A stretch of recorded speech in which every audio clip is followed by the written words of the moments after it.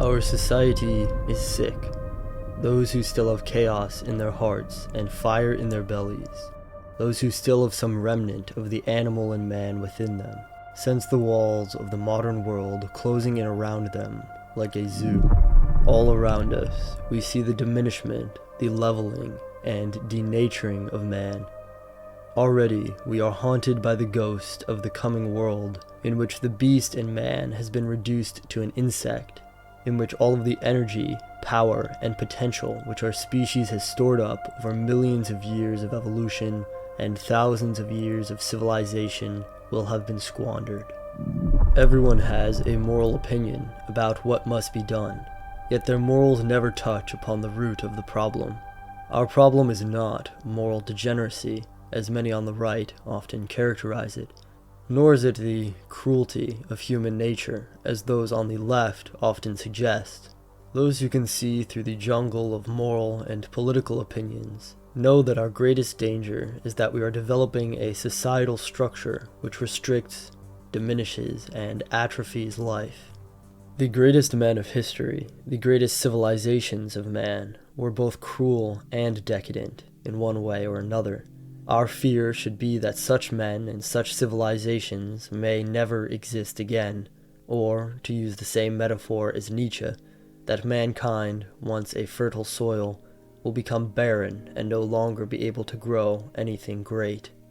For Nietzsche, the foundation of the universe is war and struggle, various conflicting energies which are constantly in flux and flow, clashing against each other and consuming each other. Yet in this chaotic war of creation, there is an order. There is the force, or law, which we call entropy, and Nietzsche called the spirit of gravity, and there are various ordering forces which resist it, one of which is biological life on Earth. The vital essence, the living spirit which is contained within and drives biological life, has a fundamentally anti-entropic will. Life seeks to expand, to conquer space, to assert its will upon the world, and to overcome itself. Life is consumption and growth. Life is the will to power. Since life is constantly in a state of struggle against both its environment and other life forms, inevitably, some organisms win at the game of life and some lose. Some conquer and some are conquered. This applies to human civilization as much as to nature, when speaking both of individuals and, more generally, of entire peoples and populations. This is why Nietzsche broke down morality into the categories of what he called slave and master morality, but what might be better called the morality of conquerors and the morality of the conquered, or even more simply, the morality of winners and losers. Those who are winning the game of life are rewarded by life and by the laws and hierarchies of nature. They are rewarded by their bodies with hormones, for example more testosterone, which fill them with energy and vitality. They are rewarded with better resources and a better diet, which makes them strong and healthy. They are rewarded with high-quality mates, and as a result, high-quality offspring. These winners embrace life and nature and act as a creative outlet for the vital life force within them. They embrace the will to power, and having so much energy and vitality at their command, they are constantly thinking of ways to expend their power, to build, to conquer, to compete with each other, and to be the best, often with little regard for their own lives. They embrace struggle and challenge, since their spirit is strong enough to bear it, and they delight in danger and war. These are the types of people who have historically made up the ranks of conquering peoples and ruling castes, such as the ancient Greek, Norse, and Roman aristocracies. They valued beauty, strength, competition, all the virtues of ascendant life, of healthy life, of conquerors and winners. As I've talked about in my previous videos, the ancient Greek idea of virtue was arete, the value of being the most excellent in all capacities. The problem is that not everyone can be a winner in the game of life. Competition, which is the instinct at the core of life, creates hierarchy and inequality. Winners necessitate losers. When a people is conquered by another people, they need a new identity to preserve their collective ego, or they would lose all faith in themselves and give into nihilism. This is where the morality of the conquered develops as a survival mechanism in the face of conquest and failure. The morality of the conquered develops as an inversion of the virtues of the people who conquered them, and by proxy an inversion of the virtues of life and nature, which allowed the conquerors to become conquerors in the first place. What this means is that the conquered develop a moral system which helps them endure suffering, but which opposes healthy life. Rather than face the fact that they have failed in the face of the brutal reality of nature, which would cause them to lose faith in themselves completely, they espouse their weakness and their suffering as virtues. In so many beautiful words, their morals say, nature is cruel for letting them be conquered. The conquerors are evil for expressing their will to power, and therefore life itself does not deserve to thrive, because for life to thrive it must grow, and to grow it must consume and conquer. They imagine a paradisal afterlife or utopian future in which there is eternal peace, all hierarchies are leveled, and in which the moral, the timid, the weak, those who nature does not favor, are rewarded. This type of morality as a survival mechanism is actually extremely effective.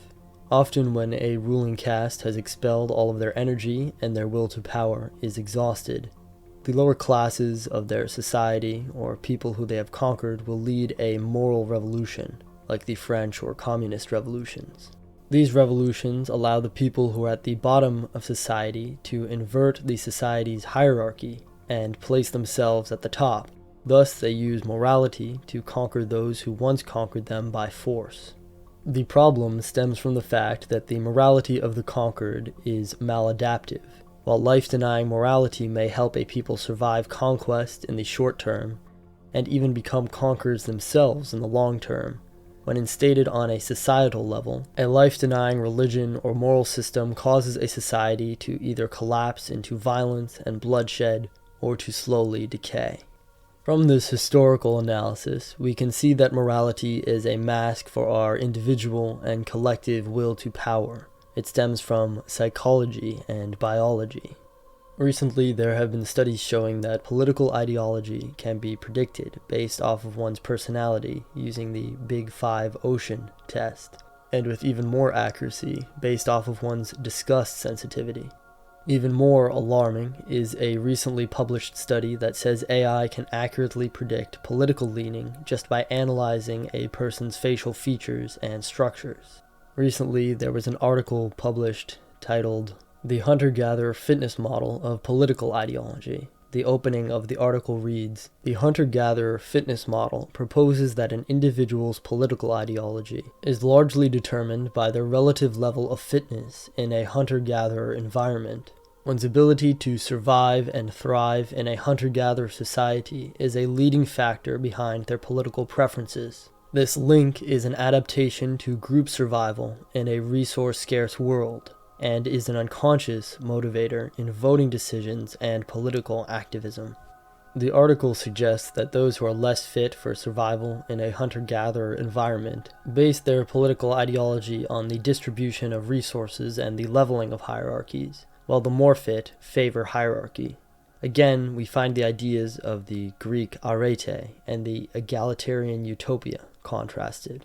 The article cites some rather amusing studies, such as upper body strength is strongly associated with support for inequality.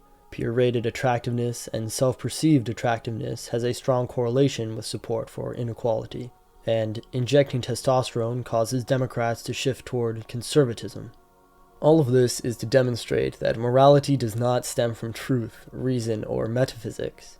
Our morality's primary function is to justify what we are and to conceal our will to power. The nerd values intelligence because he is intelligent, and the jock values strength because he is strong. If given the chance, both would probably organize society to reward their own strengths. People who espouse the idea that being morbidly obese is in fact healthy and attractive do not arrive at this position through reason and then decide to become obese because it is the moral thing to do. Usually they are obese first and then adopt this position as a rationalization which preserves their ego, turns their weakness into a virtue, and even helps them gain social status. The hunter-gatherer fitness model article suggests that the stronger, more attractive, in other words, more evolutionarily fit individuals prefer competition and inequality because they know that they will perform well in such competitions and place well in nature's hierarchies. However, those who are less fit for survival are hostile towards ideas of competition and inequality, since they would not perform well in a natural landscape. Thus, they favor ideas of egalitarianism, or even an inversion of nature's hierarchies. Again, the danger is when our society starts to create hierarchies which restrict life, and select for the worst and least competent people to be in positions of power. We now, increasingly, are living in a society in which life-denying and anti-natural ideologies are dominating our cultural, political, and social spheres, and creating hierarchies which punish excellence. If this continues, our civilization will collapse. But even worse is the thought that a global ethos of this kind could be established which would stifle and smother the whole of humanity. This problem is compounded by, or perhaps even caused by, our increasing poor health. Chemicals in our plastics, in our food, in our water, and in our clothing are disrupting our hormones. The cures which Big Pharma offers us often harm more than they heal. Our diets are poor quality and low in vital nutrients. We live sedentary lifestyles, and technology disrupts our natural hormonal and sleep cycles. This increase in poor health naturally leads to an increase in unhealthy psychology, just as is the case with peoples who were conquered. When individuals are punished by nature due to their poor health, they tend to turn against nature and develop anti-natural ideologies, since nature is a source of suffering for them. This is where we get ideas about being born into or trapped in the wrong body, or ideas about escaping biology for digital worlds or machine bodies. This problem is even further worsened by the fact that we live lives removed from nature, from animal life, and from our own human nature and instincts. In Book 2, Chapter 2 of Discourses on Livy, the Italian Renaissance philosopher Machiavelli argues that Christianity has made the Italians of his time weak in comparison with the ancient Romans. He writes, "This can be seen in many of their customs, beginning with the magnificence of their sacrifices as compared to the modesty of our own, in which there is some pomp that is more delicate than magnificent, but no bold or ferocious action. In their rites, neither pomp nor magnificence was lacking in the ceremonies, but there was, in addition, the act of sacrifice, full of blood and cruelty, and the slaughter of a great number of animals, a spectacle which inspired awe, and rendered the men who witnessed it equally awesome. Virtue must be embodied, concrete, and grounded in the often brutal and violent reality of nature, not in abstract opinions. The obese individual will not be saved by justifying their obesity with morality, nor will they be saved by taking on, for example, Christian virtues and being a kind, generous, and faithful person. They will be saved by the virtues of diet, exercise, and discipline, and the drive to be the best and overcome themselves in pursuit of ideals of beauty, strength, and vitality. This is why Nietzsche said that we must go beyond good and evil. Our problem is poor health and an estrangement from nature, which leads to life-denying moral systems and hierarchies which smother, weaken, and deform life, which make man small, meek, and resentful. This will not be reversed through a moral revolution. We have to inject our society again with vitality, and to find this vitality within ourselves. Instead of asking yourself if an action or belief is in accordance with your morality, religion, or ideology, ask yourself, does this action or this belief promote vitality and excellence within me? Does it work with or against the spirit of life within me? Now, more than ever, it is vital that we establish communities and cultural pockets which promote life, beauty, health, strength, and provide natural hierarchies for youth to compete in. From the fertile soil of such communities and cultures, we might again begin to grow great trees and embark on great cultural projects.